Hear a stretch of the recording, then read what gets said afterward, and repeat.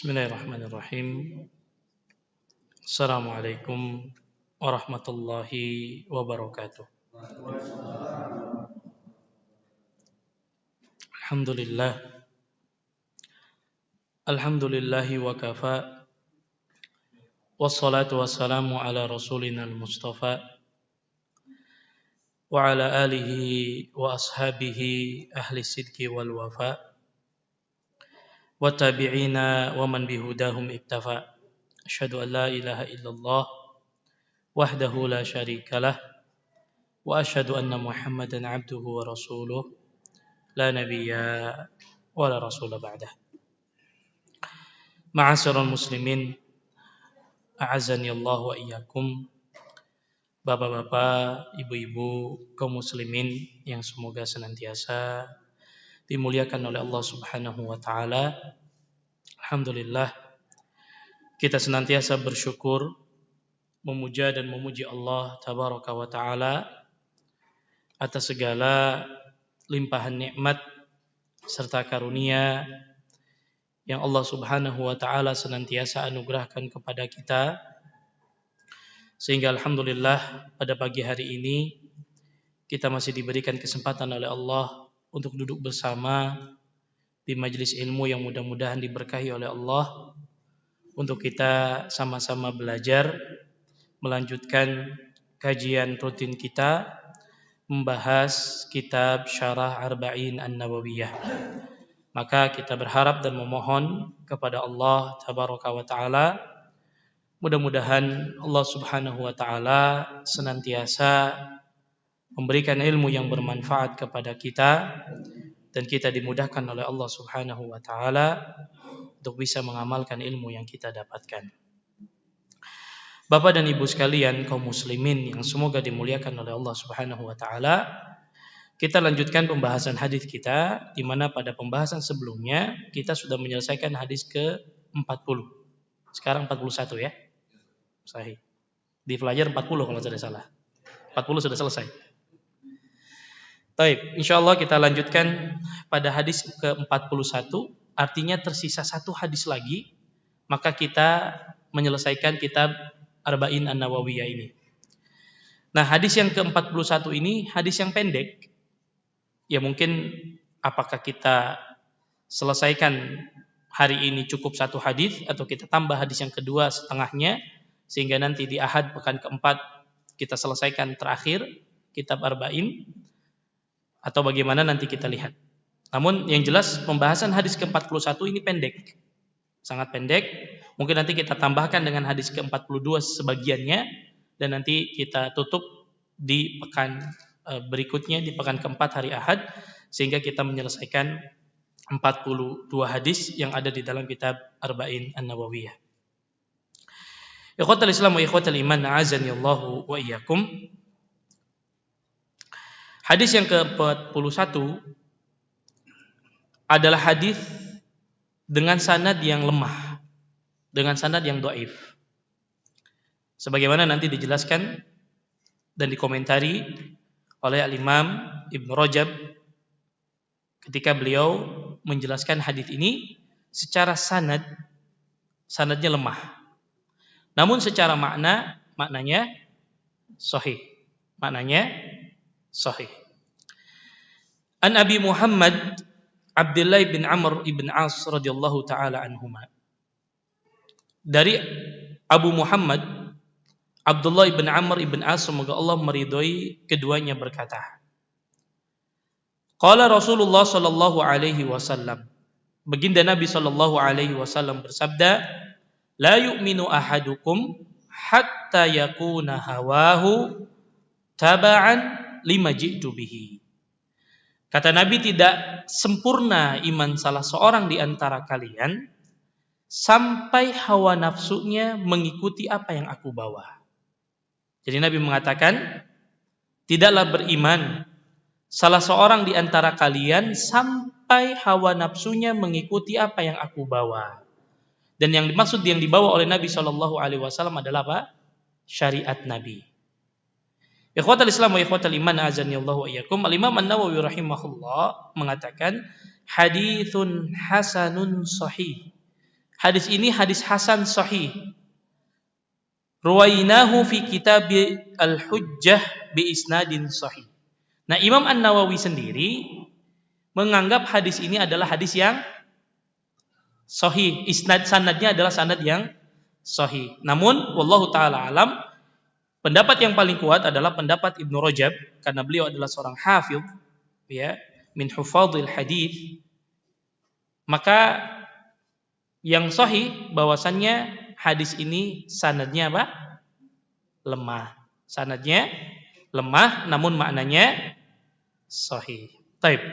Sebelum saya lanjutkan, di buku antum di kitab Fathul Qawiyul Matin yang ditulis oleh Syekh Al-Abbad, itu ada berapa hadis? Dilihat di daftar isinya. Karena di situ wa tatimmatul khamsin kalau salah, ada 50 hadis. Taib. Baik, mungkin nanti DKM apakah nanti kita karena ada di buku yang disyarah Syekh Muhammad bin Shalih Al-Utsaimin hanya 42.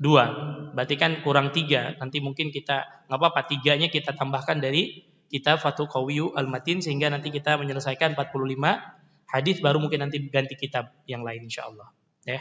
Jadi di kitab ini hanya disebutkan 42 karena memang kitab Arba'in yang ditulis oleh Al-Imam An-Nawawi hanya 42. Nah, makanya kan kenapa tidak disebut kitab 42 hadis? Kenapa Arba'un hadisan, 40 hadis? Ya karena lebih pada secara umum hadis ini berbicara tentang 40 hadis. Kemudian di kitab Fathul Qawiyul Matin dituliskan wa tatimmatu al-khamsin. Istilahnya ditambahkan menjadi 40 menjadi 50 hadis. Nanti insyaallah setelah selesai 40 hadis dari kitab Al-Imam An-Nawawi atau syarahnya Syekh Shalih Al-Utsaimin, kita lanjutkan dengan buku yang ada di hadapan antum, yaitu kitab Fathul Qawi Al-Matin insyaallah taala, sehingga kita coba selesaikan 50 hadis biidznillah taala. Baik. Hadis yang ke-41 ini sebagaimana saya sampaikan tadi, secara sanad adalah lemah namun secara makna sahih. Nah, kita mulai dari rawi hadisnya, sahabat Abdullah ibn Amr ibn As. Abdullah ibn Amr ibn As. Ikhwatal Islam wa ikhwatal iman, azanillahu wa iyyakum. Abdullah ibn Amr ibn As radhiyallahu taala anhuma minal mukthirina riwayatan lil hadis. Abdullah ibn Amr ibn As ini termasuk sahabat yang paling banyak meriwayatkan hadis. Walaupun kita tahu ada 7 sahabat yang paling banyak meriwayatkan hadis secara hafalan. Nah, nanti akan kita jelaskan kenapa Abdullah ibn Amr ibn As dikategorikan juga termasuk sahabat yang paling banyak meriwayatkan hadis. Bedanya nanti, kalau yang 7 orang ini, yaitu Abu Hurairah, kemudian Abdullah ibn Umar, Anas ibn Malik, Aisyah, Abdullah ibn Abbas, Jabir ibn Abdullah dan Abdullah ibn dan Abu Sa'id Al-Khudri, ini 7 sahabat yang paling banyak meriwayatkan hadis dari Nabi. Ya, Abu Hurairah, kemudian Abdullah ibn Umar, Anas ibn Malik, kemudian Aisyah, Abdullah ibn Abbas, Jabir ibn Abdullah dan Abu Sa'id Al-Khudri.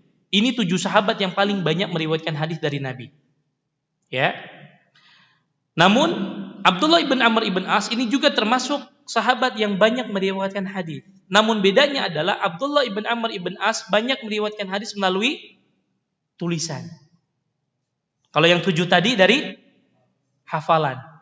Ya, makanya Abu Hurairah setidaknya meriwayatkan lebih daripada 5.000 hadis dari Nabi Shallallahu Alaihi Wasallam dengan hafalannya. Begitu Abdullah ibn Umar sekitar 2.500 hadis. Ya, begitu juga Anas ibn Malik 2.200 hadis. Ya, Aisyah dan lain sebagainya, itu dari sisi meriwayatkan hadis dengan apa? Hafalan. Tapi Abdullah ibn Amr ibn As itu banyak meriwayatkan hadis dari Nabi dengan tulisan. Makanya disampaikan oleh Abu Hurairah. Jadi Abu Hurairah itu hasad. Hasadnya di sini adalah hasad yang baik. Yang kita sebutkan dengan apa?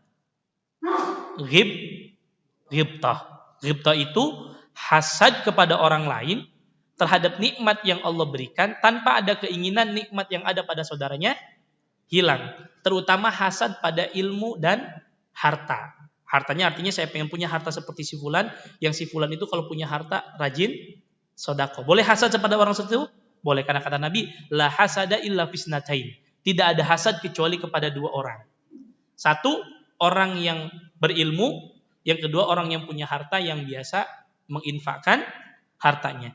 Nah, Abu Hurairah ini termasuk yang hasad atau ghibtah kepada siapa? Abdullah ibn Amr ibn As. Apa kata beliau? La a'lamu ahadan aktsaru haditsan minni an Rasulillah illa Abdullah ibn Amr radhiyallahu taala anhuma. Apa kata Abu Hurairah? Saya tidak mengetahui satupun dari sahabat Nabi yang lebih banyak meriwayatkan hadis dari Nabi, ya lebih banyak daripada aku, kecuali siapa? Abdullah ibn Amr ibn As. Kita tahu tadi Abu Hurairah berapa? Sekitar 5.000 hadis diriwayatkan dari Nabi, tapi dari hafalan. Nah, Amr ibn As, ya, kata Abu Hurairah, tidak ada satupun yang aku ketahui dari sahabat Nabi yang lebih banyak meriwayatkan hadis dari Nabi Shallallahu Alaihi Wasallam daripada Abdullah ibn Amr ibn As. Bedanya, fa innahu yaktub wala aktub. Bedanya Amr ibn As itu menulis hadis, sedangkan aku tidak nulis. Dari mana? Hafalan. Jadi dua sahabat ini memiliki kemuliaan yang luar biasa. Abu Hurairah orang yang paling banyak meriwayatkan hadis dari sisi hafalan, Abdullah ibn Amr ibn As dari sisi tulisan. Nah, di sini juga memberikan satu pelajaran kepada kita bahwa tentu setiap kita memiliki kemampuan yang berbeda-beda yang Allah berikan. Ada orang kan memang punya hafalan kuat. Ada orang dari sisi apa? Tulisan. Kan kadang ada orang yang Masya Allah bisa cepat merangkum apa yang orang sampaikan. Ya. Dan kemampuan ini nggak bisa dimiliki oleh setiap orang. Ada orang memang bisanya apa? Kekuatan di hafalannya. Ada orang kekuatan di mana? Tulisannya. Intinya selama mereka bisa berkontribusi untuk Islam, maka mereka memiliki kemuliaan. Artinya apa? Bapak-bapak sekalian, setiap kita diberikan kemampuan yang berbeda-beda oleh Allah Subhanahu wa taala. Maka gunakan kemampuan kita yang berbeda ini untuk kemaslahatan agama kita. Ya. Jadi Abdullah ibn Amr ibn As memiliki keutamaan meriwayatkan hadis dari sisi tulisan. Oleh karenanya disebutkan Abdullah ibn Amr ibn As ini dia lebih dulu masuk Islam dibandingkan bapaknya. Ya. Nah, Abdullah ini dulu namanya Al-As. As itu asin artinya apa? Orang yang bermaksiat. Maka dirubah namanya oleh Nabi Shallallahu Alaihi Wasallam. Ya, dirubah menjadi Abdullah. Makanya Abdullah ibn Amr ibn As. Ya, bapaknya Amr. Abdullah ibn Amr ibn As. Karena namanya jelek maka dirubah. Dan ini juga sebagaimana pernah saya sampaikan, kalau nama kita buruk secara arti, maka silakan dirubah. Ya. Sebagian orang nanya, Ustaz kalau gitu kalau nama saya udah lama Ustaz, nama saya ternyata buruk artinya. Ya, dirubah-rubah. Gimana caranya? Ya, kalau secara kenegaraan antum tinggal datang ke mana? Ke Dukcapil kan? Nggak harus antum ngerayain apa? Buat tenda di rumah, ngundang-ngundang orang selamatan kemudian antum bilang, saya mau rubah nama. Gak perlu. Ya, yang penting antum pencatatan sipilnya tercatat sudah cukup.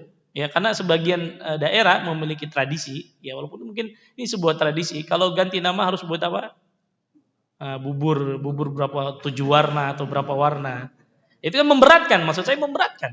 Apalagi mungkin apa? Antum ngadain walimah bikin undangan, ya, bikin surat undangan berapa? Ya, saya mau bikin undangan 1.000 orang, Ustaz. Ya, ngadakan apa? Ngadakan acara syukuran ganti nama. Kan ini memberatkan, enggak harus. Yang penting antum umumkan, nama anak udah berubah sekarang. Apalagi sekarang di media sosial kan. Kita punya grup, nama anak dulu buruk, ya, artinya sekarang anak rubah, sudah cukup. Atau secara kependudukan antum tidak datang ke Dukcapil, beres perkara. Ya, enggak harus membuat apa? Perayaan atau apa? Acara-acara yang untuk merubah nama, cukup sudah rubah nama, umumkan kepada kawan-kawan, ya. Kalau ada yang manggil antum masih nama yang lama, kasih tahu nama saya sudah berubah. Sudah cukup. Ya sudah cukup. Nah, Abdullah ibn Amr ibn As ini memiliki manaqib wa fadail yang sangat agung. Di antaranya tadi, beliau termasuk sahabat yang paling banyak meriwayatkan hadis, namun dari sisi tulisan. Karena ma'asyiral muslimin, di awal-awal turunnya wahyu, Nabi melarang untuk menuliskan hadis. Ya, jadi kalau kita belajar tentang sejarah Al-Quran ataupun sejarah penulisan hadis, maka hadis itu di awal-awal Nabi melarang untuk menuliskan hadis.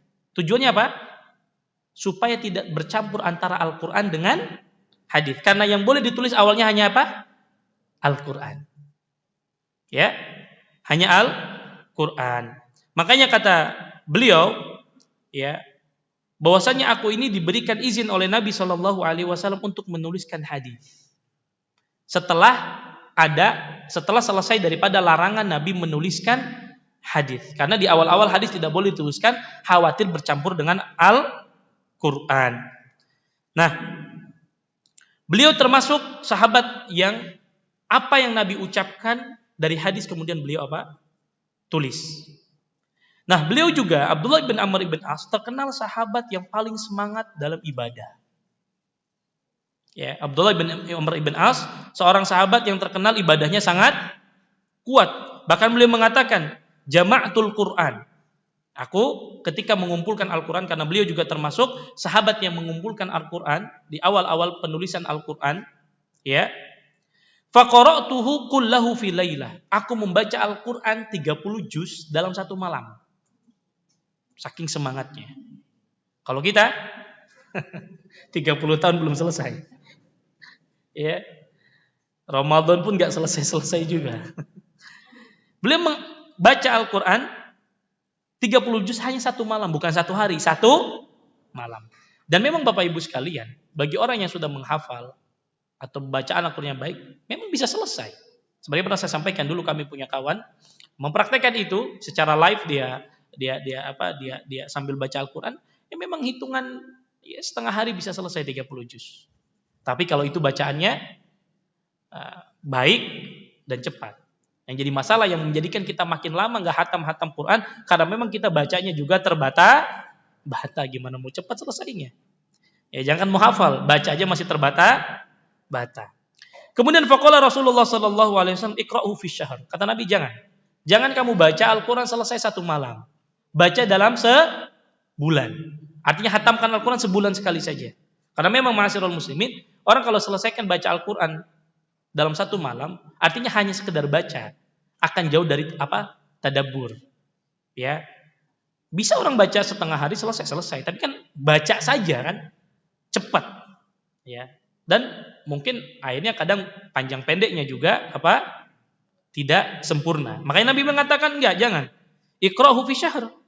Kemudian kata Abdullah bin Amr bin As, "Ya Rasulullah, da'ni astamti' min quwwati wa syababi." Ya Rasulullah, biarkan aku menikmati masa kuatku dan masa mudaku. Nah, ya. Bedanya anak muda biasanya ibadah tuh semangat, ya. Nabi udah ngasih saran, jangan sebulan hatamkan, jangan semalam hatamkan sebulan. Tapi kata Abdullah bin Amr bin As, enggak Rasulullah, biarkan saya menikmati masa mudaku dan masa kekuatanku, saya mampu untuk baca. Kenapa harus saya perlama? Kemudian kata Nabi SAW, iqra'hu fi ishrin. Ya kalau begitu, ya sudah, baca, hatamkan dalam waktu 20 hari. Kemudian dia mengatakan, da'ni astamti. Biarkan ya Rasulullah, aku menikmati masa kuatku dan masa mudaku. Maka Nabi mengatakan, iqra'hu fi sab'i layali. Kalau begitu selesaikan dalam 7 hari saja. Kemudian dia mengatakan hal yang sama, maka Nabi membiarkan. Biasanya anak muda tuan semangat. Ya, semangat dalam beribadah. Tapi bagus semangatnya, semangat dalam beribadah. Ini menunjukkan bahwa Abdullah ibn Amr ibn As ini seseorang yang semangat dalam beribadah. Kemudian tadi dijelaskan juga oleh beliau, ya.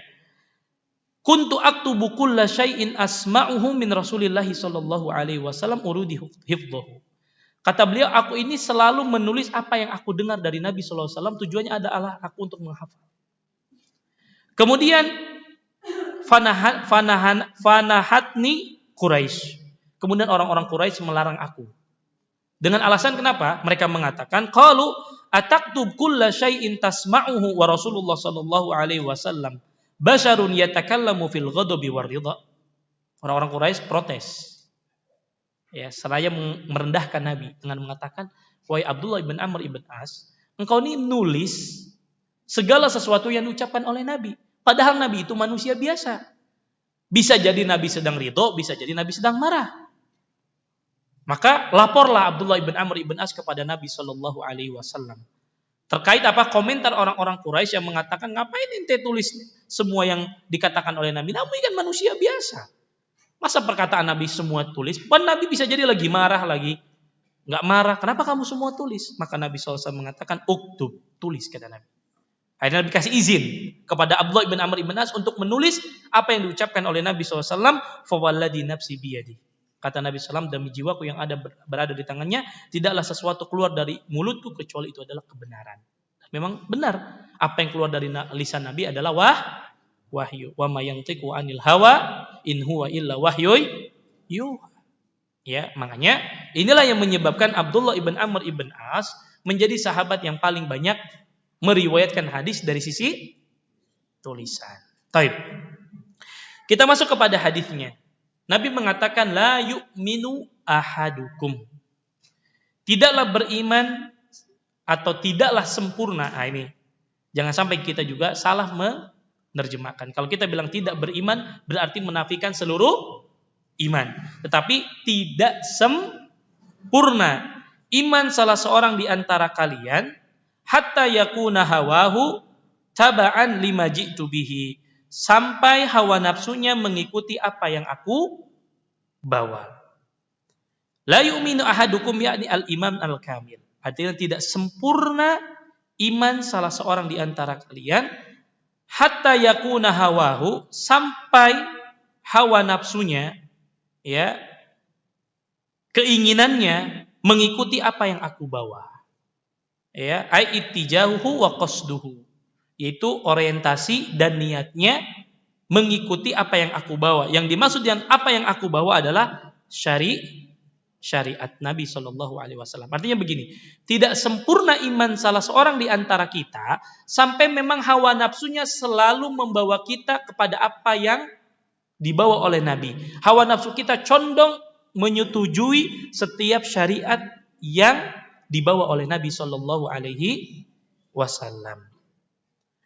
Kemudian ikhwatal Islam wa ikhwatal iman, azani Allah wa iyyakum. Hadis ini secara makna sahih, namun secara isnad lemah. Lalu apa yang bisa kita ambil dari hadis ini? Yang pertama adalah tahdhirul insan min an yuhakkimal aqla awil adah muqaddaman iyyaha ala ma jaa bihi Rasul sallallahu alaihi wasallam.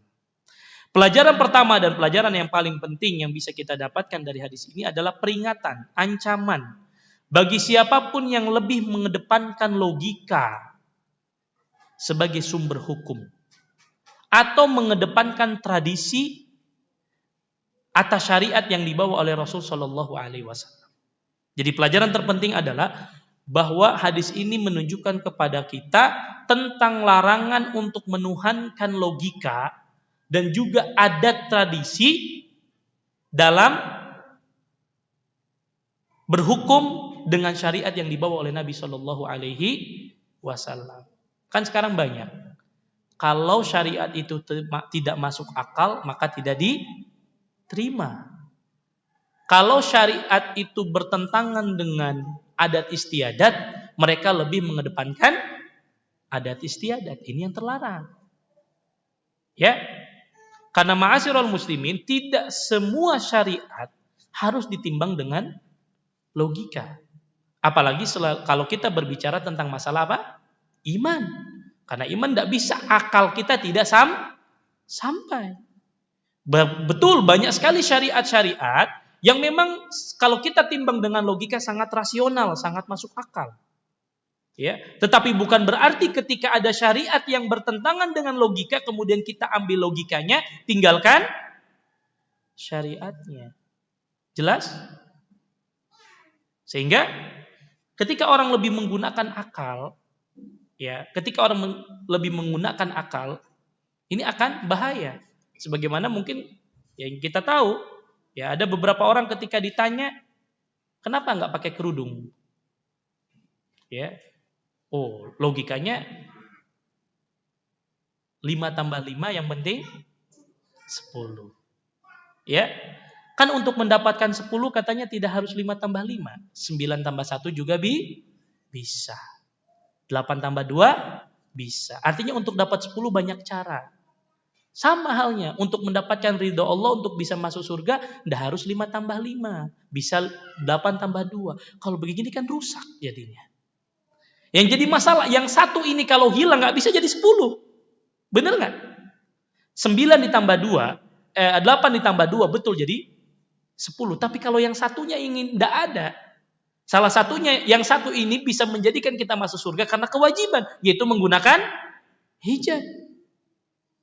Ya kalau semua agama ditimbang dengan logika ya rusak nanti. Kalau begitu masuk surga kan banyak caranya. Berarti kalau begitu tinggalkan aja yang wajib. Kan banyak yang sunnah. Betul atau tidak? Nah inilah akhirnya kalau orang sudah menuhankan logika, kalau orang sudah menjadikan logika sebagai apa? Sebagai acuan utama, rusak agama ini. Karena tidak semua syariat ini bisa ditimbang dengan logika, apalagi masalah iman. Yang itu atau bicara masalah perkara yang gaib, yang nggak bisa ditimbang dengan logika. Karena logika kita nggak nyampe. Nah akhirnya inilah yang menjadikan sebagian orang akhirnya apa? Menerima sebagian syariat dan menolak sebagian syariat. Inilah yang dikatakan Nabi, la yu'minu ahadukum. Tidak sempurna iman salah seorang di antara kalian sampai hawa nafsunya mengikuti apa yang aku bawa. Tapi kalau hawa nafsunya justru menentang apa yang dibawa Nabi, nah ini yang jadi masalah. Tidak sempurna, bahkan nanti akan dijelaskan bisa mengeluarkan seseorang dari Islam. Ketika apa? Dia menolak seluruh syariatnya, lebih mengedepankan hawa nafsunya. Jelas sampai di sini maksudnya? Jadi ini pelajaran penting, pelajaran yang pertama, bahwa larangan dan ancaman dari Nabi Shallallahu Alaihi Wasallam untuk mendahulukan logika dan adat istiadat, tradisi dibandingkan syariat. Sebagaimana pernah kita ulang-ulang, bahwa Islam tidak anti dengan tradisi, betul tidak? Islam tidak anti dengan yang namanya adat istiadat. Selama adat istiadat tidak bertentangan dengan syariat. Jangan dibalik. Adat istiadatnya dulu yang didahulukan, baru syariatnya. Syariatnya sesuai dengan tradisi. Oh enggak sesuai dengan tradisi, berarti syariatnya yang dibuang. Bukan seperti itu. Justru sebaliknya, dilihat dulu ini syariat kita, ada tradisi. Tradisi ini sesuai enggak dengan syariat kita? Sesuai boleh dilakukan? Boleh. Tapi bertentangan? Tinggalkan. Karena tidak ada yang lebih tinggi kedudukannya dibandingkan syariat. Kan gitu kan? Kalau kita mau berbicara secara ilmiah, maka tentu syariat Allah lebih tinggi dibandingkan akal dan adat istiadat atau tradisi. Kalau kita kan sekarang sebaliknya, kadang sebuah tradisi itulah yang dipertahankan dan syariat yang ditinggalkan. Sehingga ketika ada orang melanggar adat, melanggar tradisi, menjadi sebuah polemik. Betul atau tidak? Ribut, ya, perpecahan, bahkan sampai pada ya pertikaian, pembunuhan, naudzubillah, karena hanya untuk mempertahankan sebuah tradisi, padahal tradisi tersebut bertentangan dengan syariat. Jadi ini pelajaran pentingnya bahwa jangan sampai kita mengedepankan logika kita, akal kita, dan juga tradisi kita kalau memang itu bertentangan dengan syariat. Ya. Bahkan beliau mengatakan man kana hawahu laisa taba'an atau tabi'an lima ja'a bihi rasul fi kulli din fahina idin yakunu murtaddan. Ya. Bahkan bukan hanya sekedar tidak sempurna iman seseorang, bahkan seseorang bisa dikatakan murtad, keluar dari agama Islam ketika hawa nafsunya menolak seluruh syariat.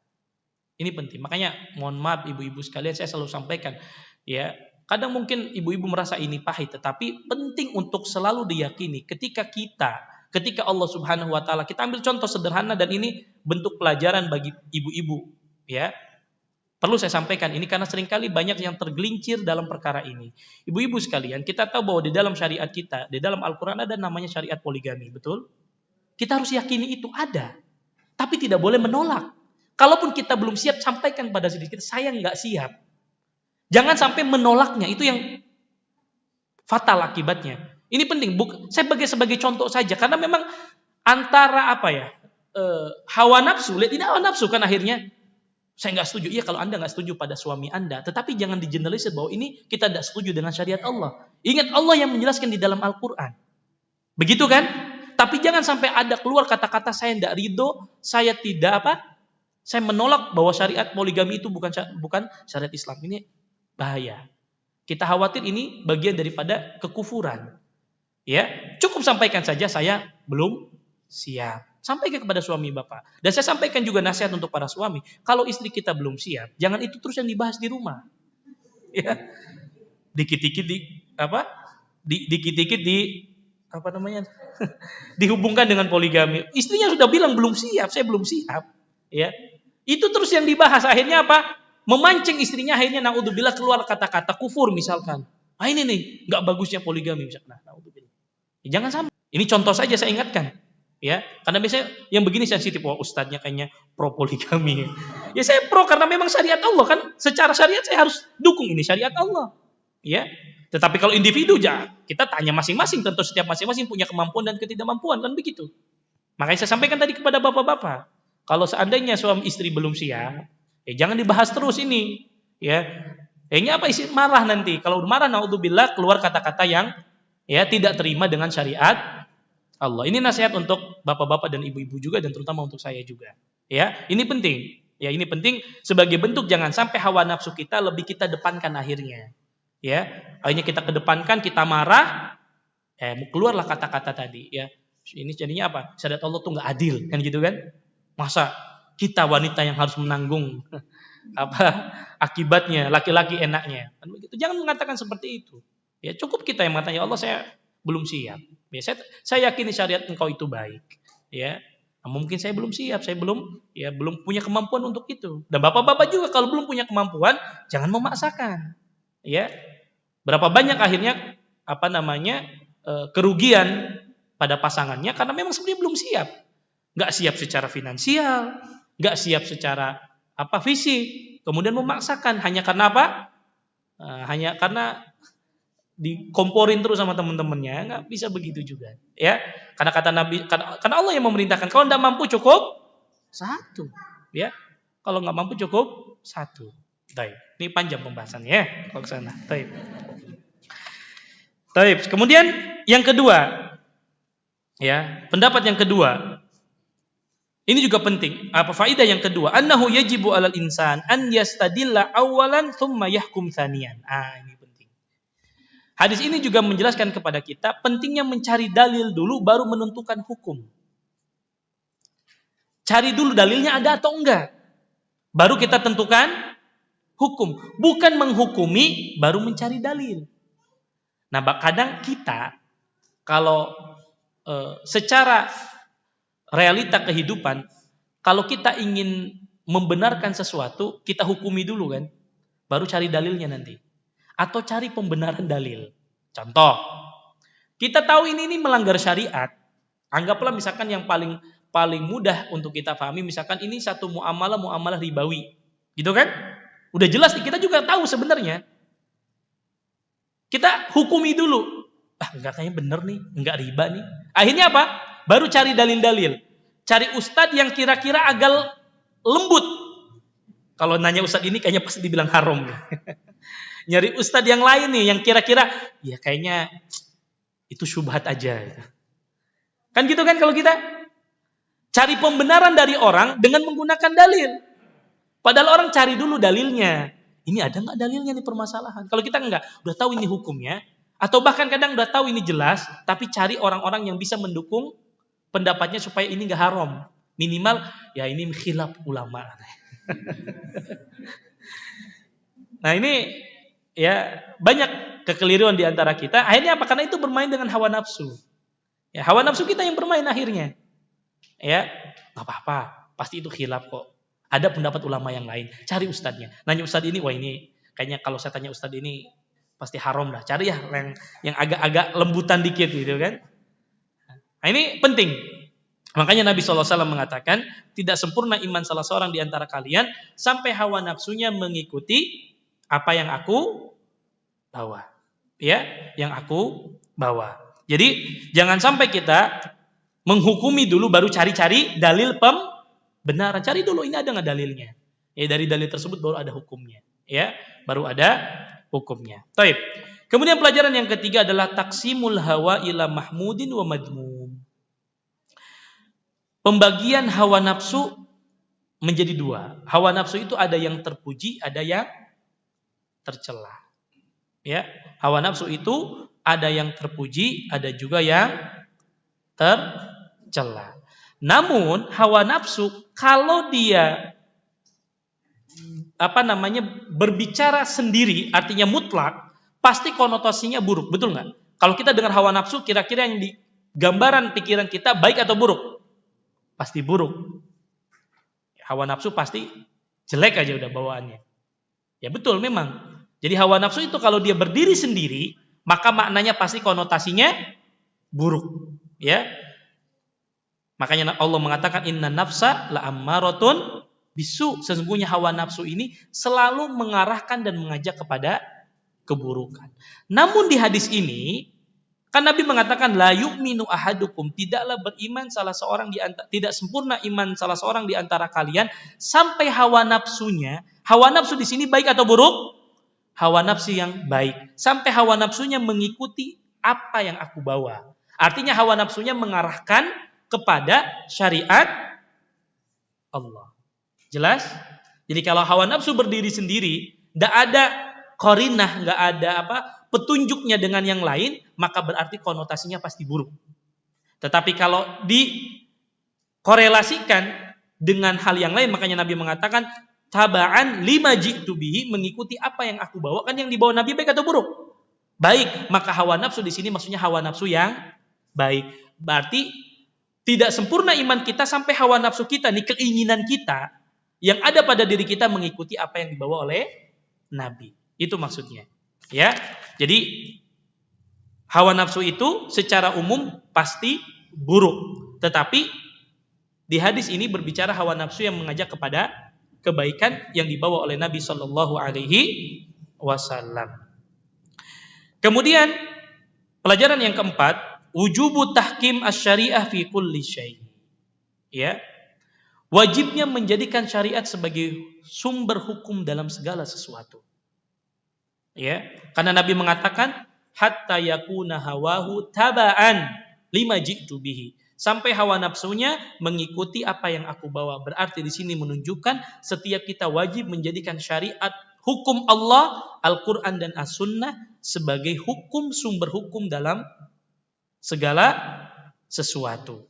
Ya, karena Nabi SAW mengatakan tadi hatta yakuna hawahu taba'an lima ji'tu bihi. Terlebih Allah Subhanahu wa taala berfirman, "Wa nazzalna 'alaikal kitaba tibyanan likulli syai'." Dan kami turunkan kepada engkau Al-Qur'an tibyanan likulli syai', untuk menjelaskan segala sesuatu. Berarti apa? Tidak ada satupun permasalahan hidup kita kecuali solusinya ada di mana? Al-Qur'an. Tidak ada satupun permasalahan hidup dan permasalahan apapun kecuali pasti jawabannya ada di dalam hadis-hadis Nabi Shallallahu Alaihi Wasallam. Makanya kita diperintahkan untuk apa? Kembali kepada Al-Quran dan As-Sunnah. Allah mengatakan fa in tanaza'tum fi syai'in farudduhu ilallahi wa rasuli. Apabila kalian berselisih, bersengketa terhadap sesuatu, maka kembalikan kepada Allah dan Rasulnya. Kepada Allah maksudnya Al-Quran, dan kepada Nabinya maksudnya kepada hadis-hadis Nabi. Karena apa? Karena agama ini sudah sempurna. Tidak ada satupun permasalahan kecuali jawabannya, solusinya ada di dalam Al-Quran dan As-Sunnah. Oleh karena itu para ulama menjelaskan bahwa di antara ciri ilmu yang bermanfaat adalah ilmu tersebut diambil sumbernya dari Al-Quran dan As-Sunnah. Kan selama ini kita belajar di hadis arba'in ini sumbernya cuma dua. Al-Quran dan As-Sunnah, dan juga sesuai dengan pemahaman para sahabat. Maka mudah-mudahan apa yang kita pelajari ini ilmu yang bermanfaat dan kita menjadi orang-orang yang bermanfaat. Karena memang tidak ada ilmu yang lebih manfaat kecuali ilmu yang diambil dari Al-Quran dan As-Sunnah. Dan ini ilmu yang terbaik. ilmu yang terbaik. Ilmu yang akan membawa kita kepada ketenangan hidup, ilmu yang membawa kita kepada kebahagiaan, ilmu yang akan membawa kita kepada jalan yang lurus, ilmu yang akan membawa kepada kita keselamatan di dunia dan di akhirat.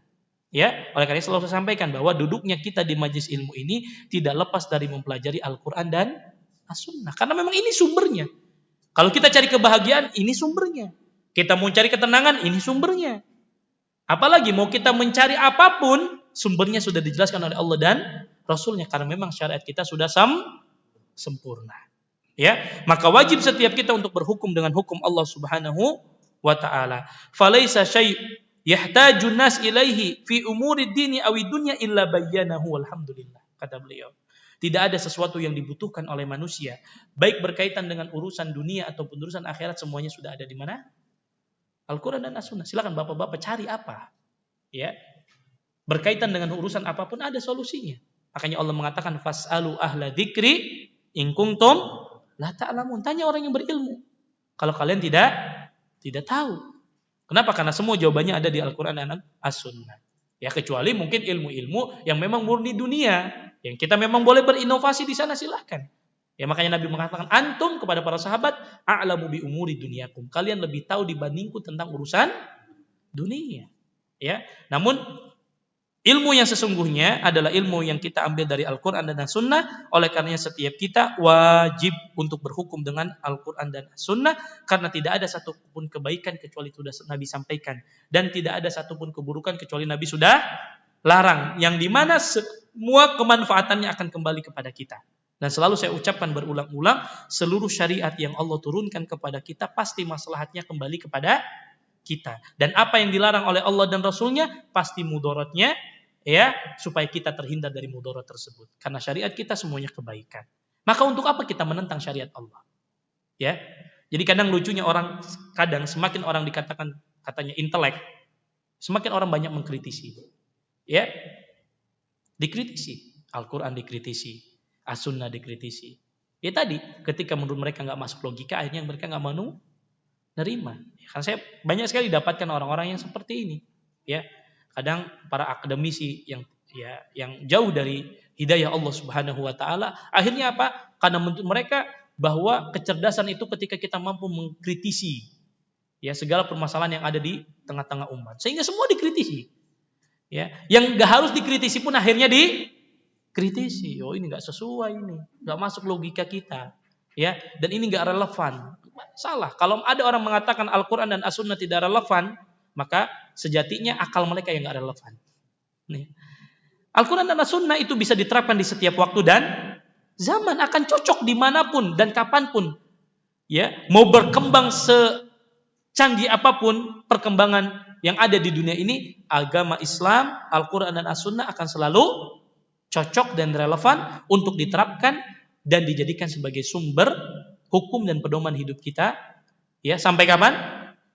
Sampai nanti hari kiamat. Ya, maka tidak ada sumber terbaik untuk kita pelajari, untuk kita hukumi kecuali apa-apa yang datang dari Allah dan Rasulnya. Maka niatkan setiap kali bapak-bapak dan ibu-ibu datang ke majelis ilmu, niatkan, ya Allah, saya belajar ini dalam rangka saya berhukum dengan hukum Engkau, ya Allah, supaya saya tahu hukum-hukum Engkau, supaya saya tahu syariat-syariat Engkau, karena saya meyakini bahwa seluruh syariat yang Engkau turunkan adalah kebaikan.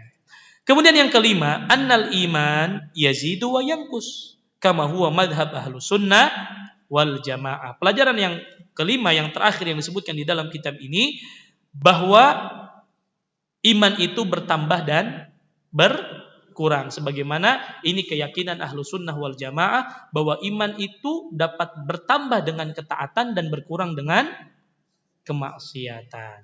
Ya, ini harus kita yakini, bahwa iman itu dapat bertambah dan berkurang. Karena Nabi mengatakan la yu'minu ahadukum, tidak sempurna. Berarti kan ada kesempurnaan, ada ketidaksempurnaan. Sama seperti baterai. Kalau kita analogikan, ya, kadang baterai itu bisa full, bisa berkurang, ya. Oleh karena itu ketika berkurang inilah potensi-potensi manusia untuk bermaksiat kepada Allah Subhanahu wa taala. Maka di antara cara untuk menaikkan iman kita seperti ini, duduk di majelis ilmu, belajar ilmu agama supaya iman kita bertambah. Kalau iman kita bertambah, paling tidak dapat mencegah kita dari perbuatan keji, jahat, dan mungkar. Maka inilah fungsi belajar langsung di majelis ilmu. Dan selalu saya sampaikan, akan sangat berbeda orang yang rajin membaca, hanya sekedar rajin membaca, ya, atau hanya orang sekedar mendengar kajian di internet, dengan orang yang langsung duduk di majelis ilmu. Bukan berarti kita tidak boleh mendengar. Saya selalu sampaikan, justru di tengah kecanggihan teknologi ini memudahkan kita untuk belajar dimanapun. Ya, sekarang masya Allah kajian asatidzah direkam, kita bisa ulang-ulang berulang kali. Kita bisa banyak baca artikel-artikel yang baik. Tetapi saya ingatkan, jangan pernah meninggalkan yang namanya majelis ilmu. Ya, walaupun sepekan sekali. Ya, karena itulah yang akan menjadikan iman kita semakin kuat dan menjadikan kita istiqomah. Kalau sekedar baca, itulah yang saya sampaikan, betapa banyak orang akhirnya rusak pemahamannya, bahkan melenceng karena apa? Sekedar baca tanpa bimbingan seorang guru. Makanya Nabi mengatakan apa? Imam Syafi'i rahimahullah mengatakan, "Akhi lan tanalal ilma illa bisittatin." Wahai saudaraku, kalian tidak akan dapat ilmu kecuali dengan perkara. Ya, di antaranya yang beliau sebutkan apa? Wasuhbatul ustad wa tulu zaman. Harus ada bimbingan guru, harus ada bimbingan ustadz, dan waktunya lama. Sekarang memang Masya Allah terbuka, antum mau baca apapun ada. Antum mau cari artikel apapun, pasti ada. Tetapi betapa banyak akhirnya orang melenceng pemikirannya karena hanya sekedar baca. Karena dia telan mentah-mentah, tidak tanya. Tadi seperti ini, kalau kita salah menerjemahkan la yu'minu ahadukum, tidak beriman, artinya apa? Mutlak, orang imannya hilang, keluar dari Islam. Tapi tidak seperti itu. Yang dimaksud di sini tidak sempurna. Tidak sempurna iman seseorang sampai hawa nafsunya mengikuti apa yang dibawa oleh Nabi, kecuali dia tidak beriman dengan seluruh syariat Nabi. Baru di sini sepakat para ulama bahwa dia telah keluar dari Islam. Ya, maka hadis yang agung ini memberikan pelajaran penting kepada kita agar setiap kita menjadikan niat utama kita, ya, hawa nafsu kita arahkan kepada kebaikan. Salah satunya adalah belajar syariat Allah.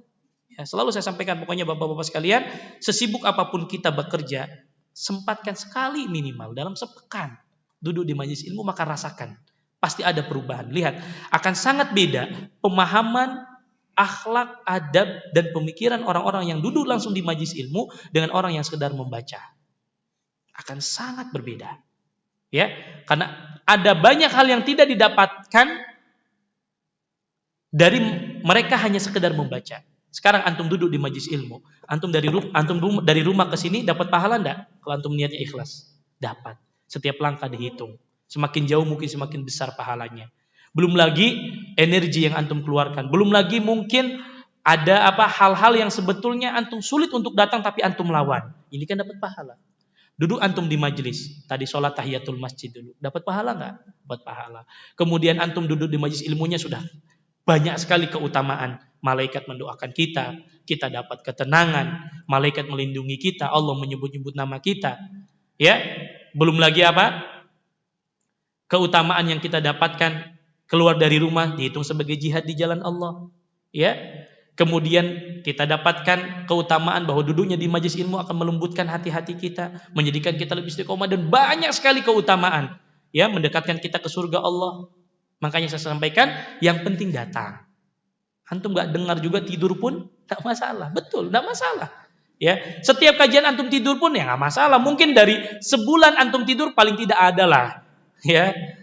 Satu pekannya antum nggak tidur kan, nggak mungkin satu bulan setiap kajian tidur terus, pasti ada lah, nggak apa-apa, ya kan? Paling tidak antum dapat ilmu, ya, karena akan berbeda sekali orang yang duduk di majelis ilmu dengan orang yang tidak duduk di majelis ilmu, sangat berbeda dari pembawaan, sikap, pemikiran, ya, akan sangat berbeda, ketenangan. Dan di sini kita ada di sini bapak-bapak, ibu-ibu sampai mikirin hutang, saya rasa nggak ada, ya nggak ada, hilang dulu hutang tuh, hilang dulu dah, ya, tenang aja kita bawaannya di majelis ilmu kan. Coba antum keluar sebentar, baru ingat lagi cicilan motor, cicilan mobil, cicilan rumah, gitu kan? Tapi kalau kita duduk di majelis ilmu, insya Allah Allah berikan ketenangan. Paling tidak ketenangan hidup, itu yang kita harapkan. Ya, itu yang kita harapkan.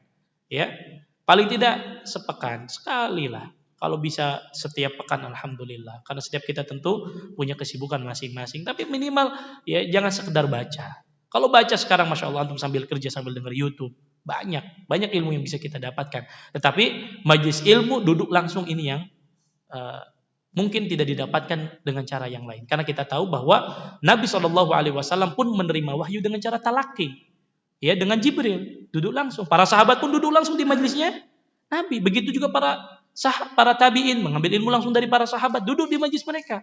Begitu juga tabiut tabiin ngambil ilmu dari tabiin. Begitulah silsilah ilmu. Ya, silsilah ilmu. Secanggih apapun perkembangan zaman, tetap majelis ilmu tidak bisa ditinggalkan. Ya, tidak bisa ditinggalkan. Ya, adapun sarana-sarana yang lain itu untuk memurojaah, adanya YouTube, kita direkam dan lain sebagainya untuk wasilah-wasilah ya ilmu, tetapi duduk di majelis ilmu, ya, ini keutamanya luar biasa. Maka niatkan Bapak-bapak sekalian, ya, jadikan bahwa duduknya kita di majelis ilmu dalam rangka memalingkan hawa nafsu buruk kita kepada hawa nafsu yang baik, yaitu dengan mempelajari syariat Allah Subhanahu wa taala yang bersumberkan dari Al-Qur'an dan As-Sunnah. Wallahu ta'ala alam, saya rasa cukup satu hadits ini, insyaallah di Ahad pekan keempat, yang mudah-mudahan Allah memberikan keberkahan umur kepada kita. Kita lanjutkan kepada hadis yang 42 insyaallah sampai hadis yang ke-50. Nanti selesai dari kitab ini kita lanjutkan menggunakan kitab Fathul Qawi Al-Matin sampai hadis yang ke-50 insyaallah taala. Wallahu taala alam. Ada pertanyaan yang ditanyakan? Dari ibu-ibu ada kertas yang mau ditanyakan? Nah.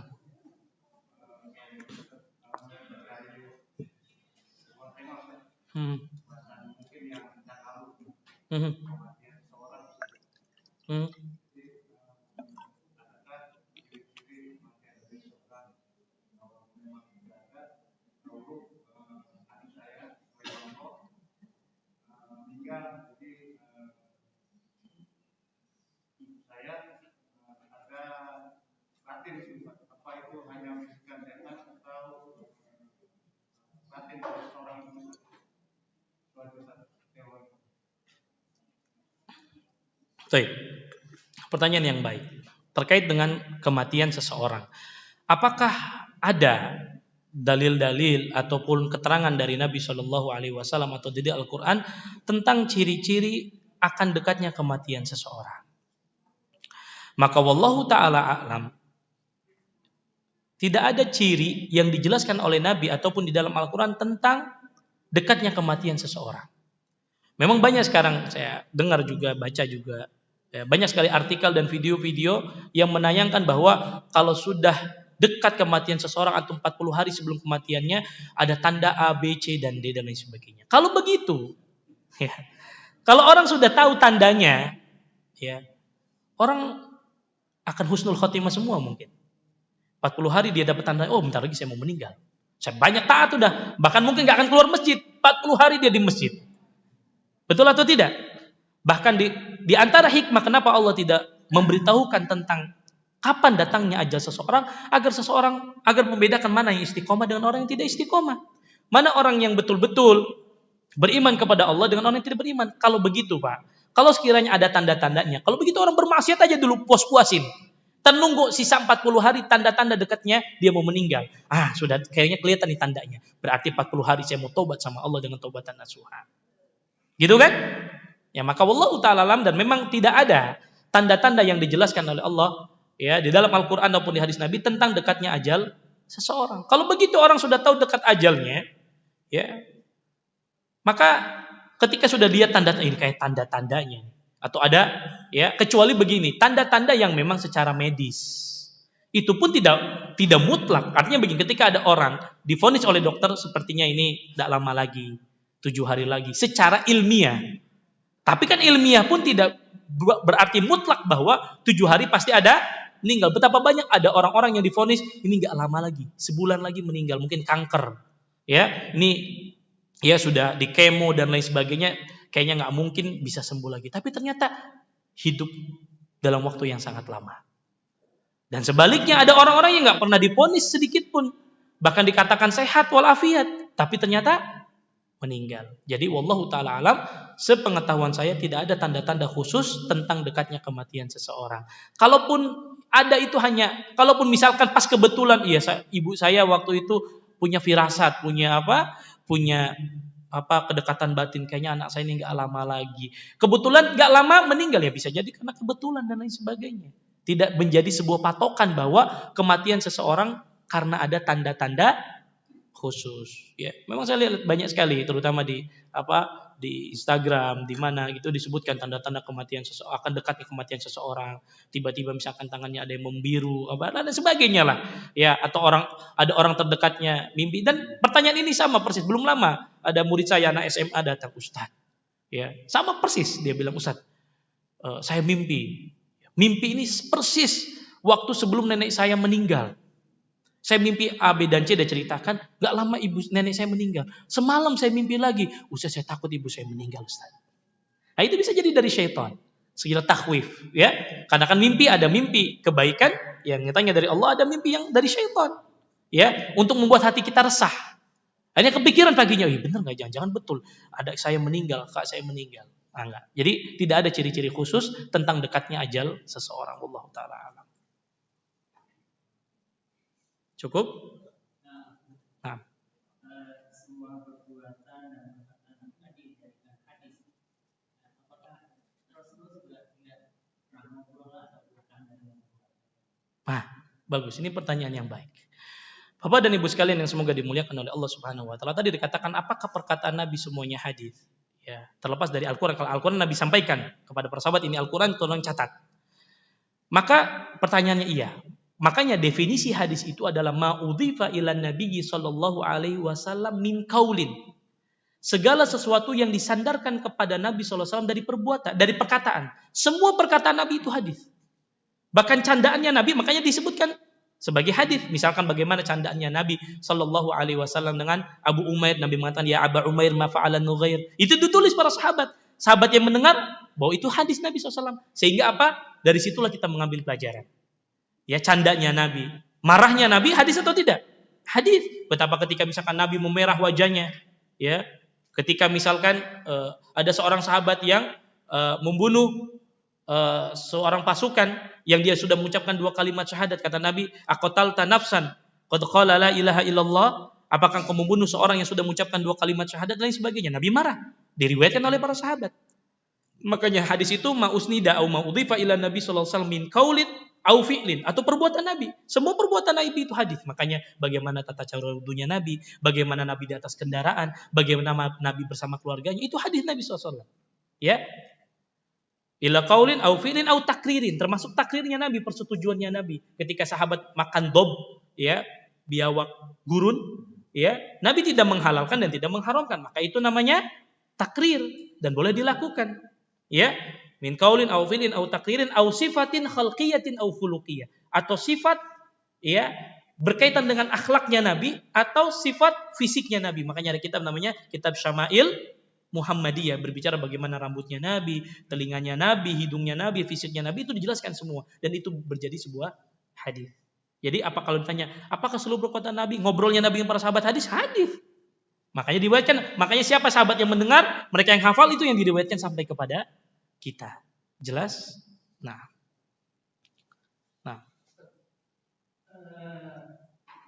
Nabi kan tidak pernah meninggalkan qobliyah subuh. Dan beliau sangat menganjurkan kita menjaga rawatib yang berbesar. Bagaimana dengan hari Jumat?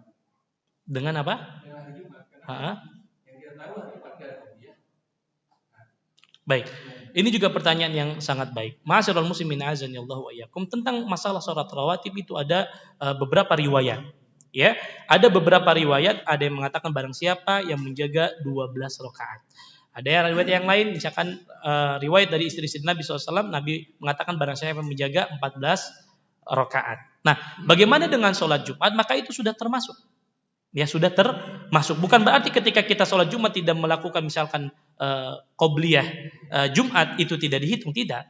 Ya, karena kalau kita hitung, ya, tanpa qobliyah Jumat itu ada yang sudah 12. Bahkan di riwayat yang lain, barang siapa yang sholat, barang siapa yang menjaga 4 rakaat, ya, sebelum duhur dan setelah duhur, itu pun sudah dihitung. Jadi tidak sholat qobliyah sebelum Jumat pun, sebelum duhur pada hari Jumat pun, maka itu dianggap sebagai apa, menjaga sholat sunnah rawatib tanpa menghilangkan keutamaan menjaga sholat sunnah rawatib tadi. Jelas? Ada yang lain? Cukup? Dari akhwat tidak ada? Baik, kalau tidak ada kita cukupkan kajian kita pada hari ini. Mudah-mudahan Allah Subhanahu wa taala senantiasa memberikan keberkahan pada umur kita dan waktu kita sehingga kita diberikan kemudahan untuk terus belajar mengkaji Al-Qur'an dan As-Sunnah. Wallahu taala alam wa sallallahu ala nabiyyina Muhammad. Kita tutup dengan doa kafaratul majlis.